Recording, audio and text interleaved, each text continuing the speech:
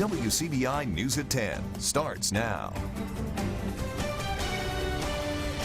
Some North Mississippi residents are cleaning up after a tornado moves through Tishomingo County. Thanks for joining us tonight at 10. The tornado touched down around 5:30 near the community of Tishomingo, and it quickly moved east along Highway 30 into Alabama. The Dollar General just east of Tishomingo was reportedly destroyed as that tornado ripped through. Storm spotters also reported trees down and structural damage along County Road 106 and County Road 130. So far, no reports of any serious injuries or fatalities. We were tracking that storm right here on WCBI TV. Our radar depicts where that debris was lifted right there. There's Tishomingo, and there is that dot of green and yellow. That is that debris that was lifted, even some blue too. So when we see that mixing with all of that red, that just means that something was lifted into the air that probably shouldn't have been lifted into the air. Now, right now, we have no watches, no warnings in our area. We are watching out for another single line of storms coming on in from the northwest. That will be the last batch of rain. Can't rule out a little bit of heavy rain, some thunder and lightning, but overall the severe potential with that is fairly low. You can see with Futurecast here that last batch will move on through. Will be cloudy later on tonight. We'll wake up to temperatures in the 50s, but tomorrow afternoon, Scott, once we clear things out, low 70s. Your full 7-day forecast coming up. Governor Tate Reeves is taking further steps to slow the spread of coronavirus in Mississippi. He's not ordering a statewide shutdown as we've seen in other states, but he did issue an executive order that closely follows CDC guidelines in the hopes of making things clearer to the public. Meanwhile, the state is trying to plan for worst-case scenarios of an overloaded healthcare system. Courtney Ann Jackson has more. Governor Reeves started the press briefing with a timeline of the actions taken by the state up to this point. I will take every action that our experts tell us will protect Mississippi's most vulnerable citizens. That is my job.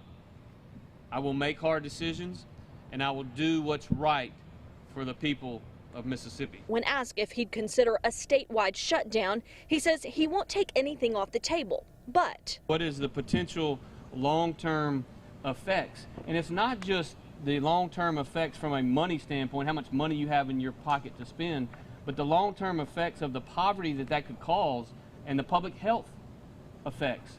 Still, there are questions about whether it's enough. This Wallet Hub study showing Mississippi as the state with the least aggressive measures against the coronavirus. We've been under a resource-constrained environment, right? We haven't had access to testing, we haven't had access to PPE, and as we sort of fill out those resource issues, we'll be able to ramp up testing. We'll be able to improve our epidemiologic response capabilities. There's a lot of stuff that we can do to sort of respond more aggressively once we get these resource issues fixed. Another issue being addressed is access to hospital beds and proper equipment if the state's cases needing hospitalization surge. We do not want to have a situation in Mississippi where we have to make life and death decisions based on the supply of ventilators or ICU rooms. That's something that we take very, very seriously. Governor Reeves says they are looking at options that could fill those gaps.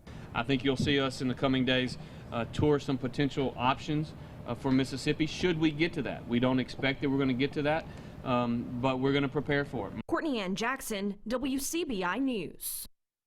The order also specifies what's considered essential businesses. Columbus already has a curfew in place. Now officers are finding ways to enforce the restricted hours. Police Chief Fred Shelton says there will be checkpoints in place to ensure that everyone is following the new ordinance. The curfew is from 10 p.m. until 6 a.m. Now, only essential travel is allowed. Shelton says that roadblocks, they'll be in various locations around the city, and they'll be moving around throughout the night. Social media is one reason officers move from area to area. Once we get out there and set up, people are going to go on Facebook Live and they'll say, hey, don't go down the street, don't go down the street. Or some people may even come back and do a Facebook Live chat showing we are. And once we set up, generally about 10 minutes after we set up, traffic shuts down. Shelton expects the checkpoints to continue through the weekend. Small businesses and people who are self-employed are starting to feel the impact of the pandemic, and they're relying on local customers to help them stay afloat. Our Cash Matlock, he talks to area entrepreneurs about how they hope to overcome it. Last Monday, we did $7.99 in sales. Local business owner Mark Anthony says the effects of social distancing have crippled his business. We had quite a few orders canceled after the university closed, and we were trying to come up with a way to cash flow the store because business has died in Starkville with the university down. Looking for a way to boost sales, Anthony got creative. The phrase Starkville Strong has been circulating online, with many Starkville natives pledging to support a different small business every day of the week. Now, Starkville Strong has gone from a popular phrase to a fashion statement. And we're trying to keep them employed, keep them working. This is one way we're doing it. It gives them something to print. We're trying to make ends meet. Small businesses aren't the only ones falling on hard times. The past few weeks have been a struggle for self-employed people as well, like the stylists at Chromatics on Main, who closed their doors Monday. If we're not behind the chair, we're not making money. It's just as plain and simple as that. Pam Foster has been a stylist for 34 years. She said she's never faced an obstacle quite like this. We're just having to reschedule our clients. We're trying to figure out how far out we need to rebook them. And try to help them as much as we can and calm their nerves also. Unlike other jobs, hairstylists are considered self-employed, making them ineligible for unemployment benefits. But even though the salon chairs are empty, there's still a few ways clients can help. If they would, or if they can, maybe pay for their appointment in advance for the appointment that's coming up for whenever we do get to do their hair again. Retail sales, if you buy retail from your stylist, you can always still continue to buy it, and if as needed, we maybe could, do a drop off or something like that. In Starkville, Cash Matlock, WCBI News. For more information on Starkville Strong, just visit our website, WCBI.com. Business isn't down everywhere. One sector of the economy is seeing a definite spike in sales. Area gun shops are having a hard time keeping up with demand. Our Quentin Smith joins us live in Columbus with more. Yes, Scott, the owner here at Gary's Pawn and Gun says he believes people are buying firearms for personal protection amid this coronavirus outbreak. In these times of uncertainty, the one thing that does remain certain is workers here are going to keep the shelves full as people look to exercise their Second Amendment right. Rifles, handguns, and ammunition, they're all flying off of the racks and shelves at Gary's Pawn and Gun. We're busy all the time, but business is probably up maybe 30–40% more traffic than we normally have. Store owner Gary Dito says the increase in business is tied into the COVID-19 outbreak that's hitting the Magnolia State. Coronavirus seems to be scaring more people, and it feels like people are more concerned for their safety. So our handgun sales have gone up. We've had more new buyers than we've ever seen. People that's never owned a firearm before. Dito says it's common to see people stock up on firearms and ammunition during times of uncertainty. I think some of it's just like they just want to have it, want to have extra ammunition just in case. So I don't totally understand it, but we're in business and we're just move forward. The new influx of customers is now causing the shop to call in extra and larger orders to help keep up with the demands. Did not see this coming. We weren't where we'd like to be in inventory, but being in business as long as we've been in business, we've made a lot of good relationships with manufacturers, and they're taking care of us the best they can. Okay.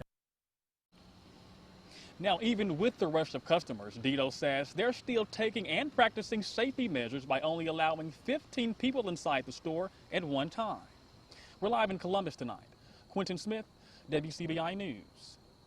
All right, thanks, Quentin. Now we're going to send things back over to Chief Meteorologist Keith Gibson. Keith, some mid or lower 80s in the forecast 80s later coming on back. Maybe Woo! some mid to maybe upper 80s in parts of the region here, Scott. Summer-like warmth returning later this week. We'll talk about it in that 7-day forecast after the break. Your WCBI First Alert AccuWeather forecast with Chief Meteorologist Keith Gibson. Pretty stormy around the region earlier today. Right now, things dying down a little bit. That's certainly good news. Our time lapses from Louisville, Mississippi, Durham's Pharmacy in Vernon, Tupelo, and Columbus. The clouds moving on through. Some active storms earlier today. Right now, we are looking at some fairly benign conditions. Still some rain over there in northern Pickens County. We've really cleared a lot of that away from our area, but there's this one little band from New Albany to Oxford down to Batesville. This is coming back in from the northwest. Nothing severe, nothing too terribly strong here. Occasional lightning and thunder, some heavier downpours. That's what is left. That's what's coming our way. There's another little batch down there by Greenville and Indianola that will likely bypass the area. But those storms will move through, or showers will move through, and then the rain will be done. Will be cloudy and cool by the time we wake up in the morning. Temperatures in the mid-50s. So a bit of a gloomy start again to our day Wednesday. As we get into the late morning and afternoon, the clouds will thin out. May take some time, but the clouds will thin out, and we should see highs in many spots in the lower 70s. Here's our first alert forecast tonight. Who do we have? We've got Shadow, and Shadow will be loving some of these warmer temperatures coming our way, I think. 72 tomorrow, 84 Thursday, 85 on Friday. So we will warm up. We will stay warm, flirting with some records here, especially in Tupelo Thursday and Friday. Notice the old records there in the low to mid 80s. Starkville, Columbus, our records Thursday, Friday around 90. That's probably too warm for where we're headed, but still some summer-like warmth coming our way nonetheless. So the last batch of rain right here, Futurecast doing a pretty good job with that. That will move on through. Cloudy skies, 50s when we wake up in the morning. Tomorrow afternoon, the clouds should dissipate, and we are envisioning a very nice day with temperatures in the lower 70s. Get ready for it. Tomorrow night down to around 50 plus or minus. Some of you could get into the upper 40s, and for a Thursday afternoon, look at that. Temperatures going on up into the low to maybe mid 80s. With southerly winds returning. So things are looking pretty good as high pressure scoots on into the region after all the active weather today. Benign weather for our Wednesday and for Thursday as we start to warm up across the region. Southerly flow off the Gulf of Mexico. Nice and warm weather. There will be a frontal boundary that is waiting in the wings later on in the weekend, especially Saturday afternoon and Saturday night, but we are out ahead of it Thursday and Friday and for a good chunk of Saturday too, and that just means warm summer-like air here. Here's your AccuWeather 70 forecast, and let's just talk about it. 72 tomorrow, upper 40s to around 50 tomorrow night, 84 Thursday, 85 Friday, 85 Saturday, so still warm into the weekend. Afternoon and evening storms there. Saturday, maybe even in the Saturday night, some of those could be strong to severe. We'll keep you updated on that. Behind it, Sunday's looking pretty good, partly cloudy, 71 degrees, and some 60s return early next week, Monday and Tuesday. Local ministries join forces to help feed people throughout northeast Mississippi in these uncertain times. We'll have that story coming up on WCBI News. You're watching WCBI News at 10 with Scott Martin.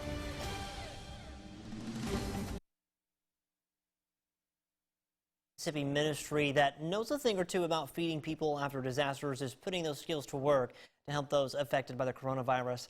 Allie Martin catches up with them as they get ready to help their neighbors.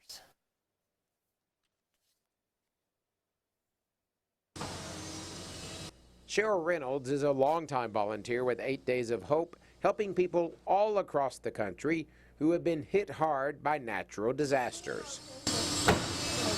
The Pontotoc County resident is now helping fellow Northeast Mississippians who have been affected by the coronavirus. We're fixing baked beans, chicken strips, some corn on the cob, dinner roll, cookie. Just a nice meal for people that can't maybe fix dinner tonight if they're healthcare workers or, just for whatever reason. For the next 2 weeks, a mobile kitchen is set up at the ministry's national headquarters in Pontotoc County. For us, our goal is simple. We want to bring hope to those who are feeling hopeless and maybe a little joy to those right now who don't know what tomorrow is going to bring. And so we're excited to do our part right here in the city of Tupelo. Thousands of meals can be made every day and delivered to those who need lunch or dinner. 8 Days of Hope is partnering with another local ministry, the American Family Association. Sunday afternoon, I was sitting around. Of course, a lot of people are spending a lot of time at home. And I was thinking, what can the church do? What can we do? What can ministries do to help people in need? So I called up Steve on Sunday afternoon, and I said, how about we feed families in Tupelo who are in need? AFA is helping underwrite the effort and providing the volunteers who will actually deliver the meals and leave them on people's doorsteps, all to help follow the CDC guidelines in what has become everybody's new temporary normal. 97.6. In fact, each volunteer has his or her temperature taken before they can even get to work. It reduces the need for person-to-person contact while allowing volunteers to serve others. This is just a practical way for the church to shine. I mean, that's the sentence I've been using the last week as I talk to churches around the country following disasters and now following new guidelines that are being put out. It seems like every hour something new is being shared. This is a great time for the church to lead. We want to play our part. In Pontotoc County, Allie Martin, WCBI News. Just go to feedtupelo.com and make the request. Those without internet access can call 662-255-7565. Area athletes do their best to stay in tip-top shape while gyms and fields remain closed. Find out more next in sports. Here's sports with Tom Ebel. Staying in shape while staying at home, as people are asked to stay home from work, school, and public businesses due to the coronavirus threat. Area athletes and coaches are trying to find some sense of normalcy during this new reality. WCBI Sports' Courtney Robb has more. The CDC continues to spread the word of staying home in hopes of slowing down the spread of the novel coronavirus. Many communities are taking that advice, closing schools and non-essential businesses such as gyms. However, that leaves many, whether it's parents or student athletes, without access to their accustomed traditional exercise. It's strange, it puts them in a place where they're not used to it. A lot of people, doesn't matter how nice the gym is, they just know that it's their place, it has the machines they're comfortable with. When Berkery isn't coaching at Starkville Academy, he runs the Starkville Swing batting cages. As a former Mississippi State Diamond Dog and minor league player, he knows how vital consistent practice is for young athletes. That's why Berkery has left the Starkville Swing cages open. It almost resembles what it's like when you're in pro ball because, during the off season, your coach sends you home and your organization sends you a packet they want you to be working on, and it's up to you to do it. So, I'm sure there'll be kids that slip away and get a little lazy on us, but there'll be, a lot of our guys really get after it. Houston head football coach Ty Harden can relate to that. With the cancellation of spring football, Harden has been using social media to post workouts and keep his players active. I know they're probably bored at home and they're going to find some way to work out, something to do. I've had several kids text me like, hey, Coach, I knocked my workout out today. What else can I do? Harden isn't only focused on keeping his players up and moving, but also his 4-year-old daughter, Evie. One way Harden has been doing that is by implementing the Corona Combine, where Evie has been showing off her 40-yard dash. When it's in football season, there's not much time you get to spend with your family, and I'm trying to use this time to, create some memories where you might lose, in the future. You gonna have your daughter ready for the NFL draft by the time all of this is over? She might be. She's got that swag. Social media has quickly become a trend and a tool for remaining active. Challenges such as the C10, Do 10, Send 10 are popping up all over social media. Just to see other people going through the same thing that they're going through and they're trying to push people to keep working out, I think that's very beneficial. As a personal trainer, Parker has taken to social media to promote exercise in the home and show his clients simple movements that require no equipment. Watch, do jumping jacks, jump rope if you have it, push-ups. There's plenty of things you can do without equipment. However, Berkery says the most straightforward exercise that families can do right now is merely getting outside together. That's what my kids love about it. When we get out in the yard and they see me running around or jumping or rolling in the mud or something like that, I think it just makes it more exciting. Reporting in Columbus, Courtney Robb, WCBI Sports. High school sports in Mississippi remain suspended at least through April 17th. During this time without spring football, Mississippi State and Mike Leach continue to add to its quarterbacks room. The Bulldogs picking up a commitment from former Vanderbilt quarterback Alan Walters. Walters announcing on his Instagram account on Tuesday, Walters was a 4-star prospect in the 2018 class. Former St. Louis Battlehawks and Ole Miss quarterback Jordan Ta'amu will get another chance in the NFL. The defending champion Kansas City Chiefs signing Ta'amu. Ta'amu was the third-rated quarterback in the XFL, completing 72% of his throws for just over 1,000 yards and a league-leading 12 touchdowns. Ta'amu competed with the Houston Texans in training camp last year before being released before the start of the regular season. That's it for sports. The last look at your forecast next. Still a little rain on radar. One last batch from New Albany down to Coffeyville that will sweep on through over the next few hours, and that will end the rain. We'll wake up the clouds in the morning, but by the afternoon, some sunshine, low 70s here. Not too bad of a day for us. Mid 80s Thursday, Friday, Saturday, just like summer. Dry Friday and Saturday, dry Thursday, Friday rather. A chance for some afternoon and evening storms, Scott, some of which could be on the strong side. We'll keep you updated. All right, sounds good. Thanks, Keith. Thanks for watching, everyone. Have a great night. Let's get right back here tomorrow.